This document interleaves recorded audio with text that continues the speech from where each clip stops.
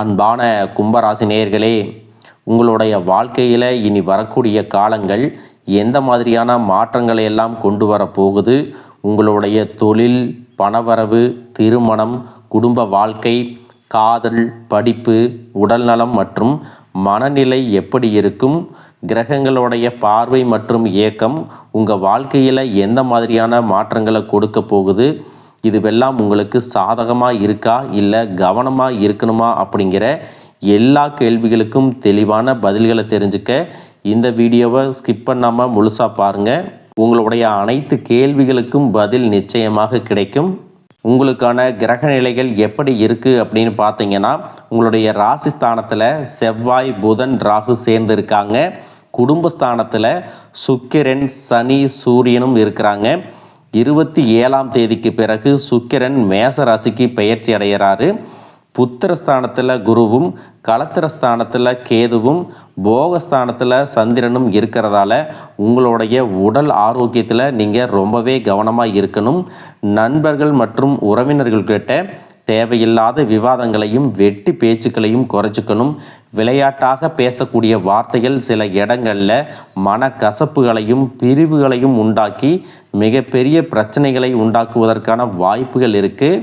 தொழில் மற்றும் வேலையை பொறுத்த வரைக்கும் உங்களுடைய தனித்திறமைகள் வெளிப்படும். நிர்வாக திறமைகளில் சிறப்பாக செயல்பட்டு பாராட்டுக்களை வாங்குவீங்க. வெளியூர் தொடர்பான சிந்தனைகள் மேம்படும். கூட்டாளிகள் மற்றும் வியாபாரத்தில் இருக்கக்கூடிய பார்ட்னர்ஸ் மூலமாக சில சங்கடமான சூழ்நிலைகள் உருவாகும்.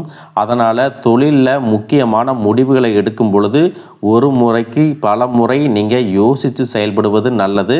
தொழிலில் இருக்கக்கூடிய மந்த நிலை கொஞ்சம் கொஞ்சமாக உங்களுக்கு சரியாகும். உடன் பிறந்தவர்களுடன் சின்ன சின்ன விவாதங்கள் தோன்றி மறைந்தாலும் நிதானத்தை இழக்காமல் பொறுமையோடு செயல்படுவது நல்லது. இப்போ இருக்கக்கூடிய கிரக நிலைகள் காரணமாக உங்களுக்கு மறதி தொடர்பான பிரச்சனைகள் அவ்வப்போது வரும். கடன் பிரச்சனைகள், நிதி நெருக்கடியால் நிம்மதி இழந்து ரொம்பவே தவிச்சுக்கிட்டு இருந்திருப்பீங்க. குடும்ப உறவுகள் மற்றும் நண்பர்களோடு சின்ன சின்ன மனக்கசப்புகள் ஏற்பட்டு பிரிஞ்சு போயிருக்கிறதும், தொழில் மற்றும் வியாபாரத்தில் ஏற்பட்ட நஷ்டம் காரணமாக மன அழுத்தம் இருக்கிறதும், நீங்கள் எந்த ஒரு நல்ல விஷயத்தை செய்யணும் அப்படின்னு நினைக்கும் போதெல்லாம் அதில் ஏதாவது ஒரு தடைகள் ஏற்பட்டு நம்மளுடைய வாழ்க்கை எப்போ நல்லபடியாக மாறும், நல்லது எப்போ நடக்கும் அப்படின்னு ரொம்பவே எதிர்பார்த்து காத்துட்டு இருந்திருப்பீங்க. நீங்கள் என்னதான் நல்ல விஷயங்களை நினைச்சாலும் நல்லதையே மற்றவங்களுக்கு செஞ்சாலும் உங்களுக்கு தொடர்ச்சியாக கஷ்டங்களும் பிரச்சனைகளும் மாறி மாறி வந்துட்டு தான் இருக்குது. அதையெல்லாம் மறந்து தான் உண்டு, தான் வேலையுண்டு அப்படின்னு இருந்தாலும் மனசுக்குள்ளே ஏதோ ஒரு கவலை, ஏதோ ஒரு குழப்பம் உங்களை அதிகமாக யோசிக்க வச்சிட்ருக்கும். யாராவது என்னுடைய குழப்பங்களுக்கு பதில் சொல்ல மாட்டாங்களா, நல்ல தீர்வு சொல்ல மாட்டாங்களா, கடைசிக்கு என்னுடைய கஷ்டங்களை காது கொடுத்து கேட்க மாட்டாங்களா, ஆறுதலாக 4 நல்ல வார்த்தை பேசிட மாட்டாங்களா, என்னை உண்மையாக நேசிக்க மாட்டாங்களா, எதிர்பார்ப்பு இல்லாமல் என்கிட்ட பழக மாட்டாங்களா அப்படின்னு தான் நீங்கள் ஆதங்கப்படுறீங்க. இப்படி நினைக்கக்கூடிய உங்ககிட்ட நான் சொல்லக்கூடிய ஒரே ஒரு விஷயம், உங்களுடைய வாழ்க்கையில் உங்களுக்கு பிரச்சனைகள் இருக்குது, கஷ்டங்கள் வருது அப்படின்னா நீங்கள் நிறைய பாவங்கள் பண்ணிட்டீங்க அப்படின்னு அர்த்தம் இல்லை. நீங்கள் தவறான நபர் அப்படின்னும் அர்த்தம் இல்லை. இந்த வாழ்க்கை உங்களுக்கு சில பாடங்களை கற்றுக் கொடுக்குது அப்படிங்கிறத நீங்கள் உணர்ந்துக்க வேண்டிய காலம். சாதாரணமாக எல்லாரும் சொல்லலாம், நல்லது செஞ்சால் இங்கே காலம் இல்லை அப்படின்னு நினைப்பாங்க.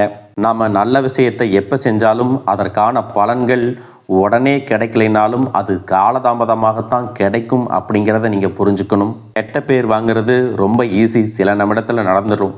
ஆனால் நல்ல பேர் வாங்கிறதுக்கு ரொம்ப வருஷம் ஆகும். அதனால் எப்பவுமே எதிர்பார்ப்புகளை குறைச்சிட்டு எப்பவும் போல இயல்பாக இருக்க நீங்கள் பழகிக்கணும். இப்போ வரைக்கும் நீங்கள் எப்படிப்பட்ட கஷ்டமான சூழ்நிலையில் இருந்தாலும் சரி, அதுவெல்லாம் நிரந்தரம் கிடையாது. உங்கள் வாழ்க்கை இன்னும் முடிஞ்சிடலை அப்படிங்கிறத நீங்கள் ஞாபகத்தில் வச்சுக்கணும். இப்போ உங்கள் வாழ்க்கையில் இருக்கக்கூடிய கடன் பிரச்சனையோ, கணவன் மனைவி பிரிவோ, அல்லது காதல் தோல்வியோ, அல்லது வேலை இல்லாமல் கஷ்டப்படுறதோ, இது மாதிரி உங்கள் வாழ்க்கையில் உங்களை சுற்றி நடக்கக்கூடிய எல்லா விஷயங்களும் உங்களை அழிக்கிறதுக்காக வரல, உங்களை மாற்றுறதுக்காக வந்திருக்கு. ஒரு புதுவிதமான வாழ்க்கையை எதிர்காலத்தில் நீங்கள் வாழ போகிறீங்க. அதுக்கான ஒரு அடித்தளமாக தான் இதை நீங்கள் எடுத்துக்கணும். சிலருக்கு பார்த்தீங்கன்னா இந்த பிரச்சனையெல்லாம் கொஞ்ச நாளாக இருந்தால் பரவாயில்ல, ரொம்ப வருஷமாக இப்படித்தான் போயிட்டுருக்கு, எனக்கு சுத்தமாக நிம்மதியே இல்லை, என் குடும்பத்தில் சந்தோஷம் இல்லை, என்னை எல்லோரும் ஏமாத்துறாங்க, எப்பவும் நான் மற்றவங்களுக்காக வாழ்கிற மாதிரியே இருக்குது, எனக்கு பிடிச்ச சின்ன சின்ன ஆசைகளை கூட என்னால் நிறைவேற்றிக்க முடியலை, இதையெல்லாம் ஒரு நிமிஷம் நினச்சி பார்க்கும்போது என்னடா இந்த வாழ்க்கை, ஓடிட்டே இருக்கிறோம், இதுவெல்லாம் எப்போ சரியாகும் அப்படிங்கிற கேள்விக்கு பதில் தெரியாமல் தான் இன்னமும் நீங்கள் ஓடிட்டுருக்கிறீங்க. இப்போ நீங்கள் எப்படிப்பட்ட சூழ்நிலையில் இருந்தாலும், எவ்வளவு மன அழுத்தத்தில் இருந்தாலும் அதுவெல்லாம் உங்களுக்கு கூடிய சீக்கிரத்திலேயே மாறப்போகுது அப்படிங்கிறத நீங்கள் ஞாபகம் வச்சுக்குங்க. சாதாரணமாக 1 டிகிரி 2 டிகிரி படிச்சுட்டு வேலை இல்லாமல் சில பேர் இருப்பீங்க. சில பேர் தன்னுடைய படிப்புக்கு சம்மந்தமே இல்லாமல் குறைவான சம்பளத்தில் தன்னுடைய குடும்ப கஷ்டத்துக்காக ஏதாவது ஒரு வேலையை செஞ்சுட்டு இருந்திருப்பீங்க. இந்த சுக்கிர ஆதித்ய யோகம் காரணமாக உங்களுடைய மனசுக்கு பிடிச்ச மாதிரியான நல்ல வேலை அதிகமான சம்பளத்தோடு கிடைக்க போகுது. அதே நேரத்தில் அந்த வேலையில் சில சவால்களை எல்லாம் கடந்து வந்தீங்கன்னா சில மாதங்களுக்கு பிறகு உங்களுக்கு பதவி உயர்வும் கிடைக்க போகுது. தொழில் மற்றும் வியாபாரம் மூலமாக நஷ்டத்தை சந்தித்து கடனில் இருக்கிறவங்களுக்கும் உங்களுடைய புதிய யுக்திகள் மற்றும் புதிய முயற்சிகள் மூலமாக எல்லாவற்றிலும் இருந்து மீண்டு வருவீங்க. எதிர்பாராத நபர்கள் மூலமாக உங்களுக்கு உதவிகள் கிடைக்கும், நல்ல வேலையாட்கள் கிடைப்பாங்க, உங்களுடைய பொருளாதாரம் உயரப்போகுது. குடும்ப வாழ்க்கை இனிமையாக இருந்தாலும் குழந்தை பாக்கியம் இல்லை அப்படின்னு கோயிலுக்கும் ஹாஸ்பிட்டலுக்கும் மாறி மாறி போயிட்டு வந்திருப்பீங்க. சரியான புரிதலோட சரியான மருத்துவ சிகிச்சைகள் மற்றும் குலதெய்வத்திற்கு பொங்கல் வச்சு வழிபாடு செய்வது, ஆரோக்கியமான விஷயங்களை செய்கிறதன் மூலமாக இந்த வருடத்தின் இறுதிக்குள்ள நிச்சயமாக உங்களுக்கு குழந்தை பாக்கியம் கிடைப்பதற்கான வாய்ப்புகள் இருக்குது. அப்படி உங்களுக்கு கரு உருவாகக்கூடிய சூழ்நிலையில் நீண்ட தூர பயணங்களையும் அளவுக்கு அதிகமாக யோசிக்கிறதையும் முற்றிலுமாக நீங்கள் தவிர்க்கணும். இதை மட்டும் நீங்கள் சரியாக செஞ்சுட்டு வந்தீங்கன்னா அழகும் அறிவும் ஒன்றாக இருக்கக்கூடிய குழந்தை பிறக்கும். இது நாள் வரைக்கும் நீங்கள் என்னதான் பாசிட்டிவாக இருந்தாலும் உங்களுடைய மனசில் நெகட்டிவான எண்ணங்கள் வந்து எந்த ஒரு காரியத்தை செஞ்சாலும் அதில் உங்களுக்கு முழு திருப்தி இல்லாத மனநிலை இருந்திருக்கும். அதனாலேயே உங்களுக்கு மனதளவில் பல சோதனைகள் எல்லாமே வந்திருக்கும். உங்களுடைய கடின உழைப்பால் உங்களுக்கு வருமானம் அதிகமாக வரக்கூடிய சூழ்நிலை இருந்தாலும் வருமானத்தையும் மீறி அதிகமாக கடன் வாங்கி செலவு செய்யக்கூடிய சூழ்நிலைகளும் வந்திருக்கும். சில இடங்களில் மற்றவங்களுக்கு கடனாக பணத்தை கொடுத்துட்டு அதை திரும்ப வாங்க முடியாமல் ரொம்பவே மன உளைச்சலுக்கு ஆளாகி இருப்பீங்க. இதனாலேயே குடும்பத்திலையும் சரி தொழிலையும் சரி உங்களுக்கு நிம்மதி இருக்காது. உடல் ஆரோக்கியத்தை பொறுத்த வரைக்கும் 50 வயசுக்கு மேலே இருக்கிறவங்க ஏதாவது உடல் பிரச்சனை காரணமாக மருந்து மாத்திரைகளை அதிகமாக சாப்பிடுவீங்க. ஆனால் அது குணமடையாமல் தொடர்ந்து பிரச்சனைகளை கொடுத்துட்டே இருந்திருக்கும். இனி வரக்கூடிய கிரகநிலைகள் காரணமாக மருந்துகளோடு இயற்கையான உணவு முறைகளையும் நீங்கள் எடுத்துக்கிட்டீங்கன்னா உங்களுடைய உடல் வலுப்பெறும். எல்லா விதமான துன்பங்கள்லேருந்தும் நீங்கள் மீண்டு வர போகிறீங்க.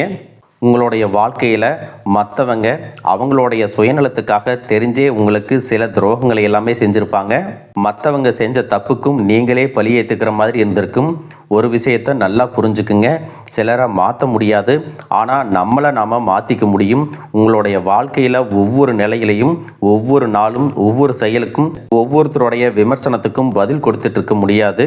இயற்கைக்கும் கடவுளுக்கும் நம்மளுடைய மனசாட்சிக்கும் உண்மையாக இருந்து யாரோட மனசையும் புண்படுத்தாமல் நாம் அடுத்த நிலையை நோக்கி போயிட்டே இருக்கணும். நீங்கள் பெருசாக மதித்த சில உறவுகள், உயிராக நினைக்கக்கூடிய சில மனிதர்கள், எதிர்காலம் அப்படின்னு நினச்சிட்டு இருக்கக்கூடிய குழந்தைகளும், ஆதரவாக இருக்கக்கூடிய குடும்பமே உங்களுக்கு பல கஷ்டங்களை எல்லாமே கொடுத்துருக்காங்க. இவ்வளவு வலிகளையும் வேதனைகளையும் கடந்து இன்னமும் நீங்கள் ஓரளவுக்கு நல்லா இருக்கீங்கன்னா அதுக்கு மிக முக்கியமான காரணம் நீங்கள் கடவுள் மேலே வச்சிருக்கிற நம்பிக்கையும் இதுவரைக்கும் நீங்கள் செஞ்ச நல்ல விஷயங்கள் தான் காரணம் அப்படிங்கிறத புரிஞ்சுக்குங்க. உங்களை பொறுத்த வரைக்கும் இந்த வாழ்க்கையில் நீங்கள் பெருசாக எதையுமே ஆசைப்படலை. ஆரோக்கியமான சாப்பாடு, தனக்குன்னு சந்தோஷமான நல்ல குடும்பம், மனசுக்கு பிடிச்ச வீடு, தேவைகளை எல்லாம் பூர்த்தி செய்யக்கூடிய அளவுக்கு வருமானம் கொடுக்கக்கூடிய வேலையோ தொழிலோ இது இருந்தால் போதும். உடல் ஆரோக்கியமும் நிம்மதியான தூக்கமும் இருந்தால் போதும் அப்படின்னு தான் நினைக்கிறீங்க. உங்களுக்கு இந்த அடிப்படையான விஷயங்கள் ஓரளவுக்கு கிடைச்சாலும் மனசில் நிம்மதி இல்லாததுனால உங்கள் முகத்திலையும் தேஜஸ் இல்லை. இதுக்கப்புறமாவது இந்த வாழ்க்கையை நல்லா என்ஜாய் பண்ணணும் அப்படின்னு நீங்கள் ரொம்பவே நம்பிட்டு இருக்கீங்க. நடக்கிற விஷயங்கள் எல்லாம் பாதி தான் நிறைவேறுது. அதனாலேயே உங்கள் வாழ்க்கை கனவு மாதிரி ஒரு பிடிப்பே இல்லாமல் தான் போயிட்டுருக்கு. எதை செய்ய போனாலும் ஏதாவது ஒரு தடைகள் வந்து உங்களுடைய வாழ்க்கையை முடிக்கிற மாதிரி இடைஞ்சலாக இருந்திருக்கும். இக்கட்டான நேரத்தில் யாராவது எனக்கு சின்ன ஒரு உதவி செய்ய மாட்டாங்களா, என்னை கை கொடுத்து தூக்கி விட மாட்டாங்களா அப்படின்னு எத்தனையோ முறை கடவுள்கிட்ட நீங்கள் வேண்டுதலாக வச்சுருப்பீங்க. உங்களுடைய அத்தனை வேண்டுதல்களும் இனி பலிக்க போகுது. இது வரைக்கும் வாடகை வீட்டில் இருந்திருப்பீங்க. அதனாலேயே உங்களுக்கு திருமணம் சில நேரங்களில் தடைபட்டிருந்திருக்கும். அதை நேரடியாக சொல்லாமல் ஜாதகம் சரியில்லை, பொருத்தம் இல்லை, அரசாங்க வேலை இல்லை, பெற்றோர்கள் சரியில்லை அப்படின்னு ஏதோ ஒரு காரணத்தை சொல்லி தட்டி கழிச்சிட்டு போயிருந்திருப்பாங்க. நீங்களாக காதலிச்சா கூட அவங்களும் ஏதாவது ஒரு சந்தர்ப்பத்தில் எங்கள் அப்பா அம்மா ஒத்துக்கலை, உனக்கு என்ன பிடிக்கல அப்படின்னு கடைசி நேரத்தில் ஏமாற்றிட்டு போகக்கூடிய சூழ்நிலையும் இருந்திருக்கும். இனி வரக்கூடிய காலங்களில் உங்களுக்கு நல்ல வேலை வாய்ப்பு அமையும் பொழுது அந்த இடத்துல உங்களுடைய திறமைகளுக்கு மதிப்பு கொடுப்பாங்க. உங்களுடைய நிர்வாகத்திறன் மற்றும் தலைமை பண்பு அதிகரிக்கும். மற்றவங்க மதிப்பும் மரியாதையும் வைக்கிற மாதிரியான செயல்களை செய்வீங்க. துணிச்சலான முடிவுகளை எடுப்பீங்க. இது வரைக்கும் பொது இடங்களில் நல்ல விஷயங்களை செய்கிறதுக்கு கொஞ்சம் தயங்கி நின்று இருப்பீங்க. ஆனால் அப்புறமாக நீங்கள் துணிஞ்சு செய்ய போகிறீங்க.